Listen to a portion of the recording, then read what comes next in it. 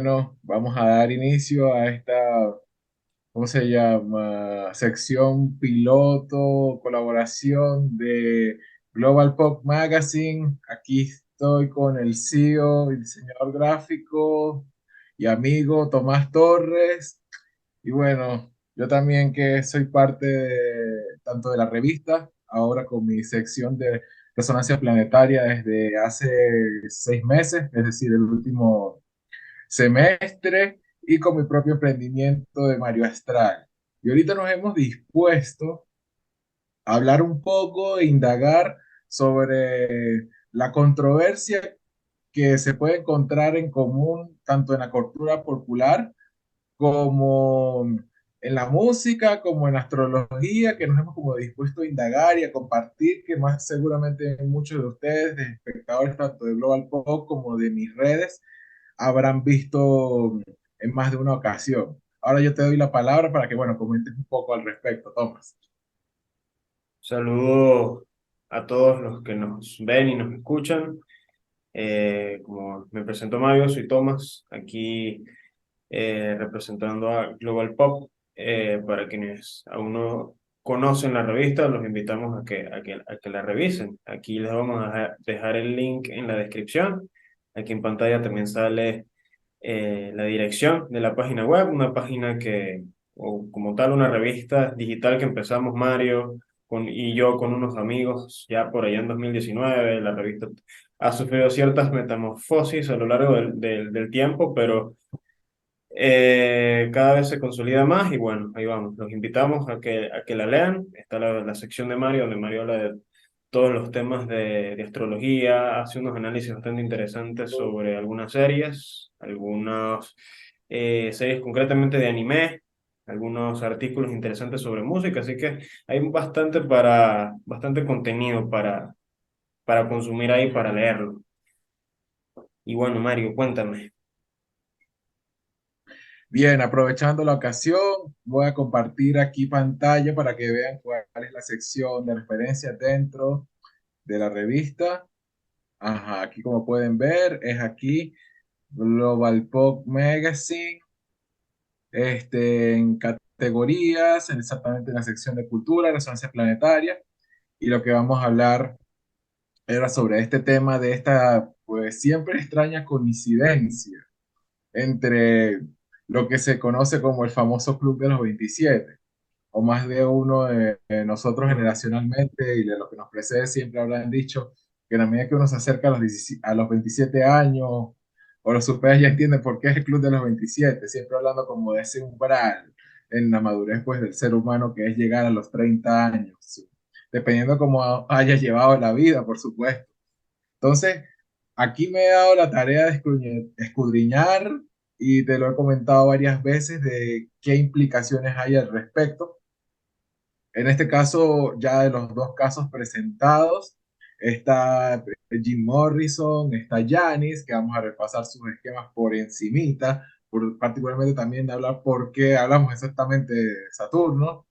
Mm, Vamos a dar como un pequeño adelanto de los dos artículos que están pendientes, que tengo ahí en el horno, que ya es tanto la serie de Kurt como la serie de Jimi Hendrix.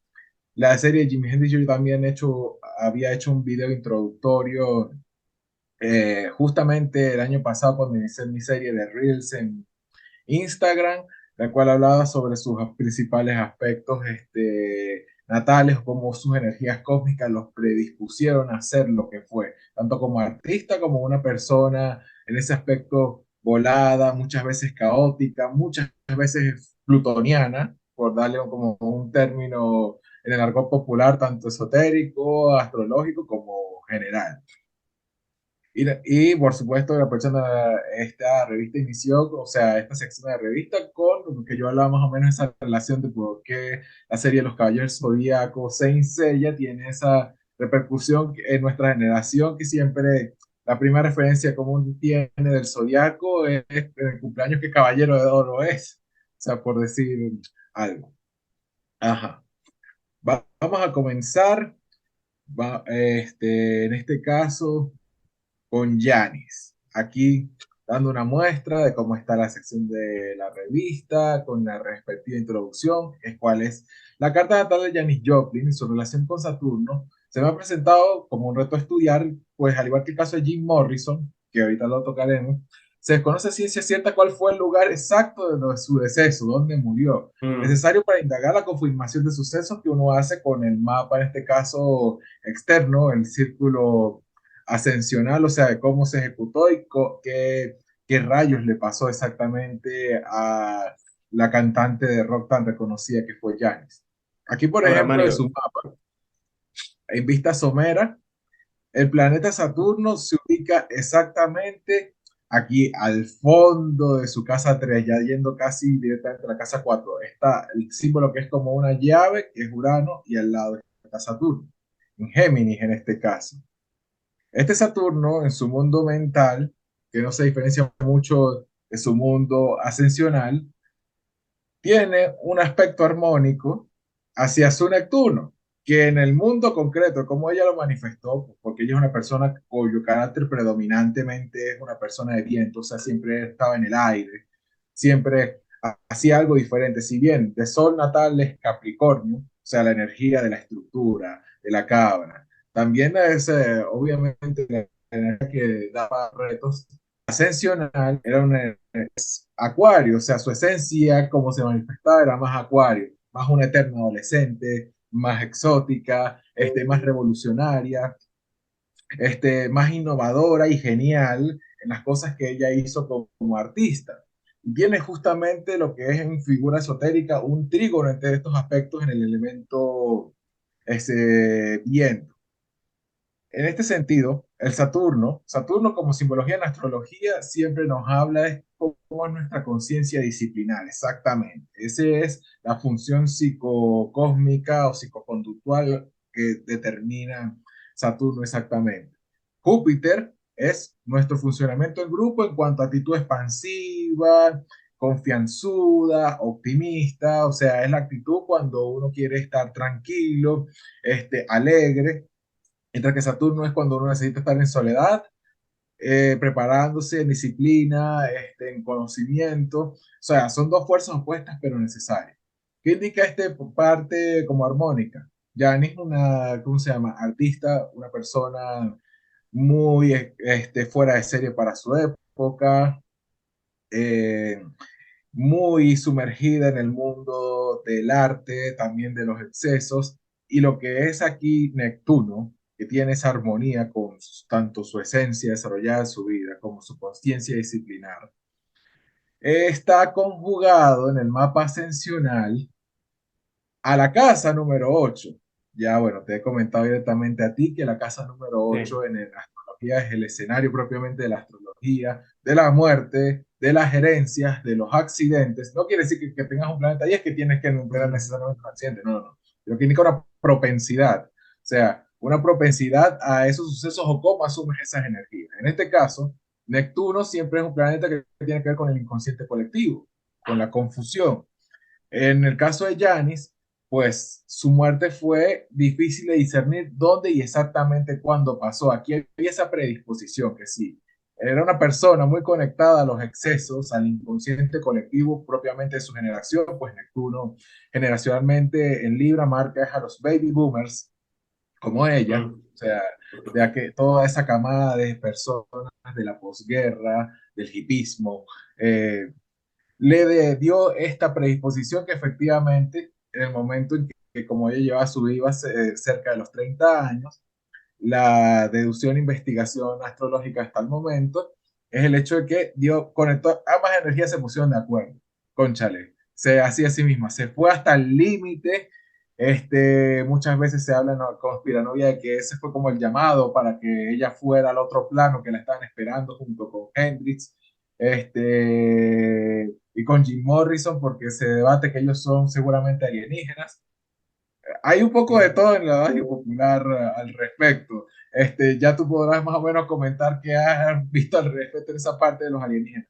Pero en el término Bueno, astrológico, sus conciencias se pusieron de acuerdo, la disciplinar, como la del inconsciente colectivo y ella llevando sus acciones de excesos para tener una muerte confusa. Así de una vez. Bueno, precisamente ya que conspiranoicamente hablando, o sea, llama la atención precisamente como un tema tan conspiranoico como el del Club de los 27 y todo el misticismo que lo rodea. De pronto, para los que no somos expertos en este tema de la astrología, resulta interesante saber cómo se le puede dar una explicación lógica desde el punto de vista astrológico a este tipo de sucesos. O sea, eso es lo que básicamente me causa la curiosidad dentro de este tema y este artículo específicamente que escribiste. ¿Cómo se logra saber eso, esa conexión, ese punto en común?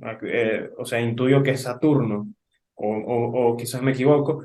¿Cómo se logra saber cuál es ese punto en común que le da la razón al asunto del Club de los 27? Y si esto ya terminó, va a seguir aumentando los miembros de este club, Ujú. etcétera. No sé, tú me explicarás No, está muy mejor buena la eso. pregunta, de verdad. Ya te la voy a decir exactamente. Bueno, empezando, este, por lo menos en el siguiente caso que te voy a mostrar, el de Jim Morrison, sí se repite como esa regla, o sea, confirmando de que sí hubo una repercusión del Saturno natal en la persona, en las decisiones, en la forma de llevar la vida de la persona. En este caso, Janis. Este matiz se mantiene por lo menos generacionalmente en, los tres, en, ¿cómo se llama? En estos tres rockeros de los años 70, o sea, bueno, 60 para 70, porque los tres, bueno, tenían la misma edad, eso implica que por lo menos planetas de un tránsito largo, o sea, de Júpiter y Saturno, son de un año, dos y medio respectivamente en adelante, comparten el mismo aspecto planetario. El matiz es donde lo tienen ubicado particularmente en su mapa, y cómo lo tienen dispuesto en Ok. función a otros planetas. En este caso, Janice tenía una relación muy armónica con ser, o sea, volada, con estar en el aire, con ser una persona muy mental, muy pegada al mundo creativo. La pregunta es si va a seguir aumentando o no. Es muy posible que sí. Lo que pasa es que es algo que es un estudio que, por supuesto, tiene siempre sus aristas. O sea, por ejemplo, la sección pretendo llegar es hasta Kurt Cobain porque Amy rompe la estadística hasta el momento. O sea, no es algo todavía muy reciente en términos históricos y astrológicos para estudiar, pero sí está pendiente. Por supuesto que no la voy a dejar así en el olvido. O sea, pero es posible, siempre viendo como que ese patrón. ¿Cuál es el patrón más o menos común que sí vemos en estos cinco músicos? Particularmente en los tres de los 70 era por supuesto la época de las drogas alucinógenas, de los excesos en ese sentido de esa industria musical. En la época de los 90 con Kurt, cuando veamos su mapa ahorita por encima, también hay otras condiciones socioculturales muy relevantes. Incluso tú las mencionaste en este video de lo que fue la escena de Gotemburgo en los años 90. Mm, O sea, que era a nivel mundial ese momento de recesión en la cual el estado de bienestar tenía un decline claro, y esas nuevas medidas pues implicaron siempre un malestar social al, ¿cómo se llama? A quedar muy a la deriva los grupos sociales más desfavorecidos de la clase media para abajo, sobre todo en el primer mundo. Que por supuesto dio en el caso de Estados Unidos la semilla, la vida para el grunge y por lo menos para que mm. Kurt fuera así su arquetipo principal. Ajá. Y aquí vamos a ver en este caso, ajá, las cartas. Aquí en este momento, bueno, esta es la carta de Jimi Hendrix. Ajá. Pero vamos, en este caso, primero con la de Jim Morrison, hablando al respecto.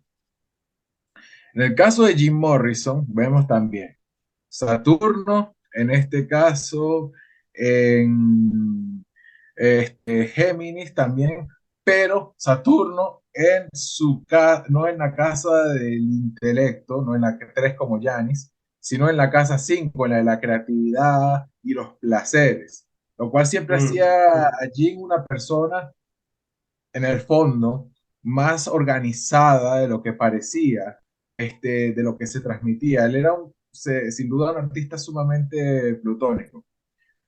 Aquí no hay un aspecto en principio, directo a la casa 8, pero sí hay, igual que Yanis, un Neptuno en el mapa ascensional Ujú. también en la casa 8. O sea, Es también hay una igualito. propensidad menor grado.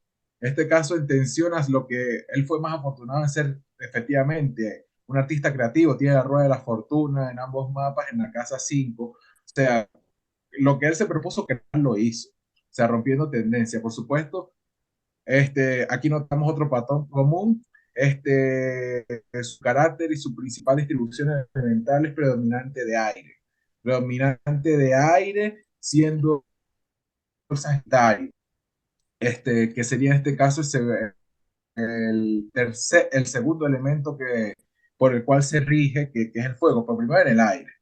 Entonces aquí vemos, ese es el tipo de estudio comparativo que en este caso con Jin no diríamos exactamente que se da una detonación de Saturno inestricta, por lo menos no para la casa 8, sino que tendría que ver con Marte, pero sí el Neptuno, en cuanto a progresión y el día cercanos a, ¿cómo se llama? A su muerte, y en tal caso un aspecto que se activaría relacionado mucho con su rueda de la fortuna, en el sentido de que vivir rápido, morir joven, que es el famoso dicho de, empezó en Sí, esta, ¿cómo se llama?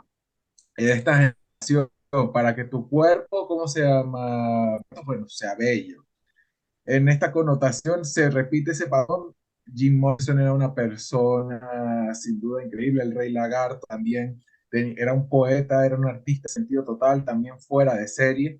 Para uno su música podrá parecer muy efímera, para otros realmente, en la medida que uno va entendiendo la música como el vino, entiendes el valor particular este, de la creación artística, o sea, lo especial que él lo hacía tanto en sus performances como en los problemas que conllevaba que él se metiera con la ley, como la vez que literalmente se masturbó en público. sí, sí, sí. Ajá. En Eh, ese sentido, es el patrón para el caso de Jim Morrison, pero sí había también unas implicaciones armónicas con lo que es Urano. O sea, Urano natal también en Géminis y Marte, o sea, en la casa 4 indica, por supuesto, que él como buen baby boomer, estuvo marcado por un hogar con, al menos violencia verbal, si tomamos en cuenta el Marte en Géminis, un lugar particular, por supuesto, una persona que él en teoría es una persona estable emocionalmente por la luna en Tauro, pero en lo que es sus raíces, pues fue un poco complicada, a veces dura la crianza de él, o sea, cuando uno se pone a ver su historia de vida, o sea, en esa ambivalencia se jugó y eso es lo que le repercutió después a la larga a él, al llegar también por sus problemas mismos, la vida de exceso que llevó, la misma que lo hizo afortunado, o sea, como artista, con la casa 5 con sus placeres, terminó generando así una cuerda tensa, que lo llevó también a una muerte confusa, como había esa predisposición en este caso con el Neptuno natal también en Libra. ok. Sí, Ajá. Ahora con básicamente Jimi Hendrix, te iba a decir, continúa, perdón. Ajá. Jim Morrison fue como que la primera máxima representación de eso que el término rockstar, o sea, el pana lo llevó a otro nivel. O sea, después de él son baby rockstars. De hecho, Correcto. creo haber escuchado o leído alguna vez que él mismo afirmaba que en su mente habían varias voces que interferían en sus pensamientos y que de pronto, claro, también él medio justificando esa personalidad tan volátil, tan medio bipolar que tenía a veces, pero entonces porque me causa bastante eh, curiosidad ver que en realidad el pana en un trasfondo tenía sus asuntos bien ordenados, ¿no? Porque a primera vista parecía un tipo caótico, un tipo que no tenía ni idea de qué quería hacer, pero tal vez él entendía su propio desastre, ¿no? Él tenía orden dentro de su, de su desastre. No, está muy bien, efectivamente, porque como estamos ordenando aquí las piezas del lenguaje astrológico, uno diría, efectivamente, este tipo es un desastre, pero de repente te digo, Saturno. en el escenario de la Casa 5, en la Casa de la Creatividad, no, este pana estaba claro a dónde Sí. quería llegar. Y si vamos a apelar en el sentido astrológico a su frase, que tenía varias voces en su cabeza, nadie quita que él, porque por supuesto también todas, ¿cómo se llama? Estos conocimientos y ciencias también vinieron a agarrar una alza en esa época, en los años 60, o sea, por esa búsqueda Mm, de una gran fraternalidad y hermandad universal y comprensión pues universal de la vida, que era prácticamente la herencia del hipismo, del Yellow Submarine, de los Beatles, o sea, de la que era por lo menos el primer trayecto de los años 60. No obstante, y como podemos ver, por supuesto, esa continua de él de siempre innovar se veía aún pronunciada por su ascendente en ambos casos en Acuario. Por eso también tenía ese rasgo que es muy particular del arquetipo del rockstar tradicional, de, ¿cómo se llama? El sí, eterno adolescente. O sea, el eterno contracorriente, de romper esa tendencia. Ahí tenía esa predisposición y por supuesto al ver que el regente de, ¿cómo se llama? Acuario, Urano, lo tiene justamente en Géminis, en casa 4 indica que hubo esa, ¿cómo se llama? Ese cálculo de cultivo a partir de pues, las experiencias de su infancia que lo marcaron grandemente, para bien o para mal, pero que lo hicieron trascender en el tiempo más allá de la misma materia que de él, ¿cómo se llama? Que se vio acortada y truncada también por esas decisiones llevadas en exceso totalmente. Y lo irónico del asunto, según el password astrológico, es que lo que es el nodo, en lo que se entiende por simbología, que es la prospección que se tiene en la vida, también pues por supuesto la astrología védica tiene mucho para indagar en eso, o sea, hacia dónde ir. El nodo de él está en caída, o sea, que parecía, o sea, pareciera bajito esa energía estancada de donde él iba. Y lo tiene en conjunción a Plutón, pero no porque estuviera bajito la fuerza estuviera inexistente, o sea, esa fuerza particularmente en el momento en que se activó, o sea, que eclosionó o eclosionaba, pues era en conjunto, así. En ese sentido, predisposición plutónica para innovar, para organizar, para crear, bueno, para también para perderse, para servir, para dejar algo, porque pierde sí. parte de su casa 6 particularmente, y luego se ve manifestado en su casa 7. Ahora, continuando el caso de Jimi Hendrix, y aquí Uh, entramos para hacer esta subdivisión con el capítulo de Seattle, porque Jimi Hendrix nació efectivamente en Seattle, igual que Kurt Cobain, pero es de la generación de Janis y de Jim la, Morrison. la El anterior. mérito de Jimi Hendrix, por supuesto, es que él como precursor de la guitarra es una referencia para todos los guitarristas de metal pesado y clásico del momento, sobre todo por su forma de afinar la guitarra, ejecutarla, ecualizar, por supuesto, o sea, todo lo que es la cadena de sonido, sin duda, tenemos a Yomi, en The Black Sabbath como el precursor, el padrino del metal.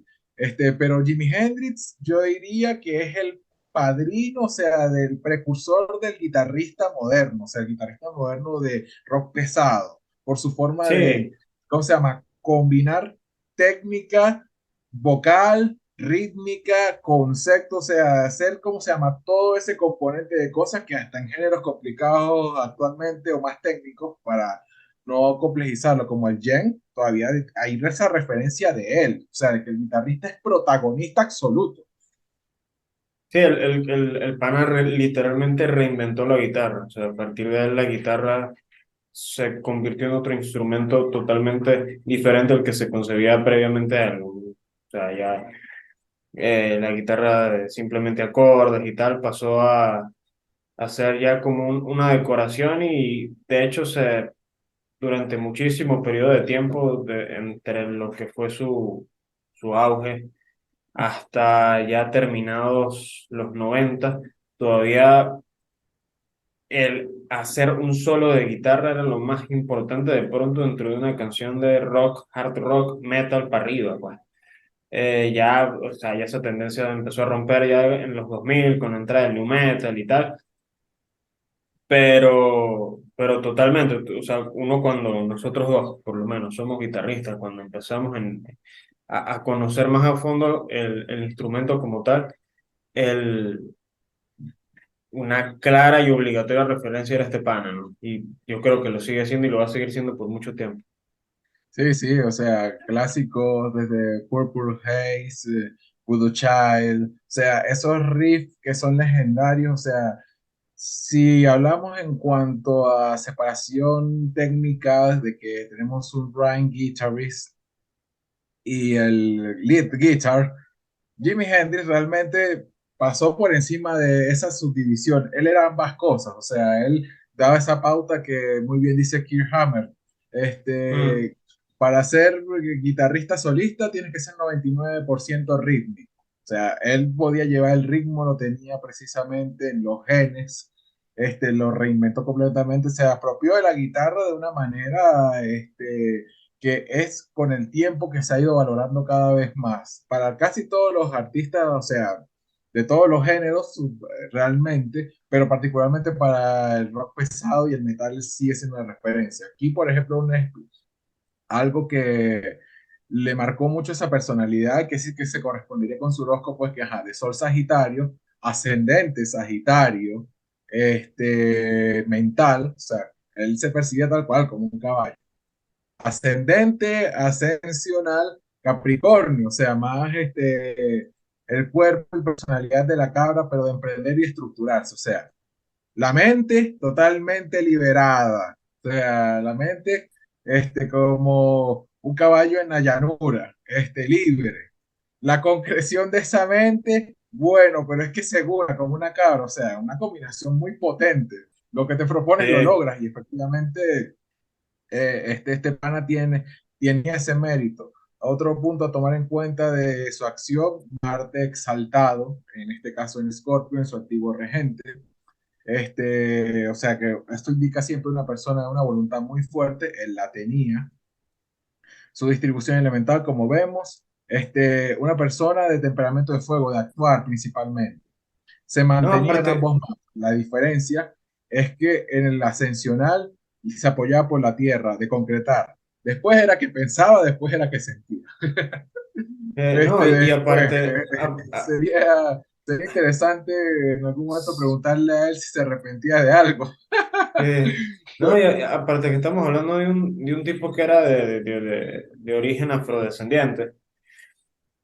En esa época, con esa actitud, con esa, perdón, con esa, con ese norte de hacer música, ese asunto de la rebeldía, o sea, el tipo tenía que tener esa actitud para lograr lo que logró. O sea, de otro modo, no es porque no pudiera, sino que no lo hubiesen dejado.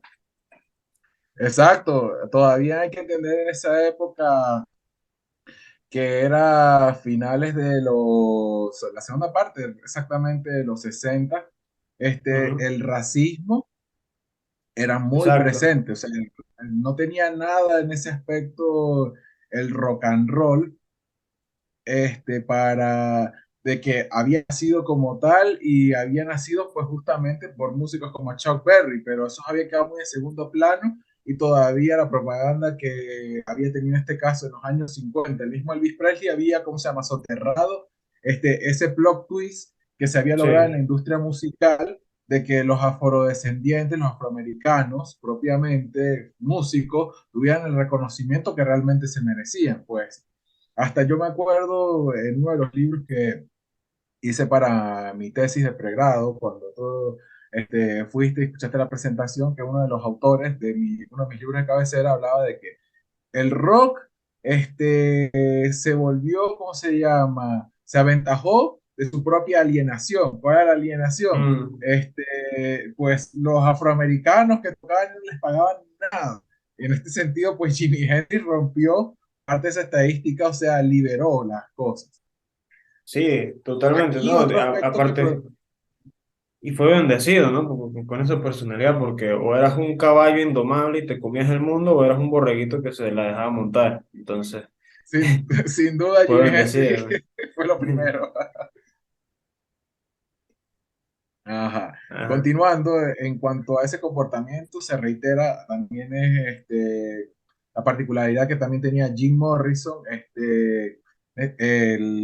¿cómo se llama? Urano natal en casa 5, o sea, por eso es que él fue un fuera de serie, también Urano en Géminis, en ambos mapas. En este caso, más bien Saturno lo tenían en la casa de la salud, que es la casa número 6 y lo tenía en aspecto armónico, en sextil, o sea, como un acorde entre una tónica y una tercera, como te he mencionado, ¿cómo se Mm. llama? En la teoría de las esferas en la antigüedad, hacia Plutón, un Plutón en caída, en este caso en Leo, este año, bueno, aprovecho de comentarlo aquí, estamos próximos y ya se sienten a veces las energías con todas las protestas, sobre todo pues en nuestro contexto, como que se viene afuera, como está en Acuario, como la Revolución Francesa. Bueno, cualquier cosa, dejo mis redes abajo, para saber cómo ese Plutón en Acuario, o sea, si quieren saber cómo afecta el horóscopo de cada quien. Exactamente, y cuando me refiero a horóscopo es el mapa natal. En el caso de Jimi Hendrix, es Plutón en casa 8, hay esa predisposición a un proceso de transformación, o sea, y por supuesto transformación entra hasta eso, lo que es el cambio de vida, profundo, radical, soterrado, por supuesto, porque esa energía estaba en Leo apagada.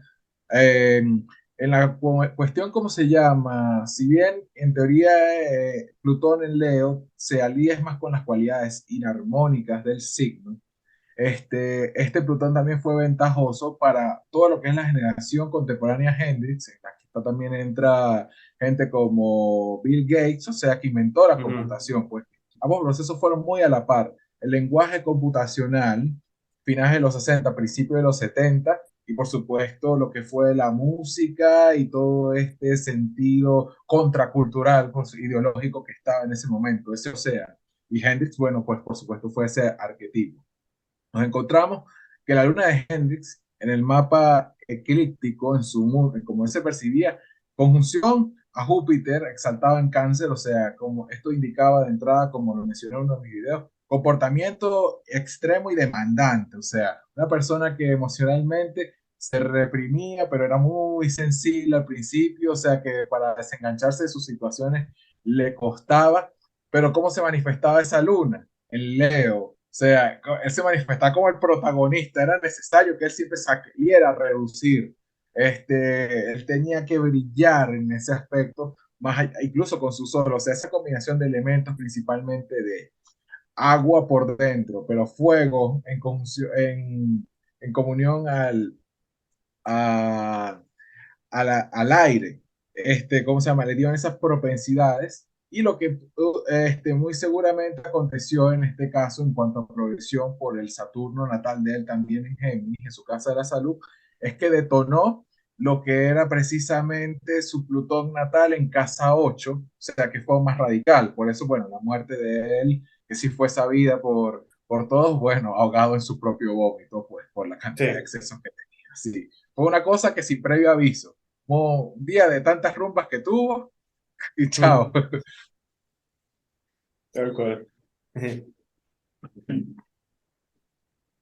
La marca de los Bien, excesos. ajá. Ahora vamos con la carta del querido Kurt. Kurt. Ajá, déjame, voy a aprovechar de compartir. Y fíjate que Ajá, musicalmente hablando, Kurt Cobain y Jimi Hendrix son totalmente los polos opuestos. O sea, Jimi Hendrix, estamos totalmente. hablando de la meca de la creatividad y de la virtuosidad en la ejecución de su instrumento, y Kurt Cobain era todo lo contrario, porque no me interesa lo virtuoso, yo simplemente quiero ser simple, al grano y con sentimiento. Y es más, ni siquiera tengo Ah, que tocar bien, canto mal y gusta. canto mal o grito, exacto. Bueno, Exactamente. ahorita lo que muestre el mapa respectivamente, aquí como vemos de entrada, eso sí era claro y lo dijo en su carta de suicidio. Soy el típico Piscis sentimental, qué fastidio. O sea, él estaba claro en el sentido del lenguaje astrológico, pero como se ve, o sea, una persona muy emocional, muy dominada, mientras que sus precursores eran personas dominadas por el aire. en segunda instancia por el fuego. Kurt era una persona más por el agua, o sea, más en ese sentido de los 90, más por las emociones, el colectivo, o sea, esa hipersensibilidad que tenía Flor de Piel, o sea, que le dio, por supuesto, una capacidad que no era por regla virtuoso, pero hasta Steve Vai lo reconoció en años recientes como un virtuoso porque sabía transmitir exactamente lo que sentía. O sea, eso Exacto. ahí ya hay un mérito pues increíble que por supuesto la madurez y entendimiento musical le han dado pues el acorde, yo diría, el lugar que le corresponde en la historia de la música en general, como, y por supuesto pues, en la historia, como un importante exponente de su época.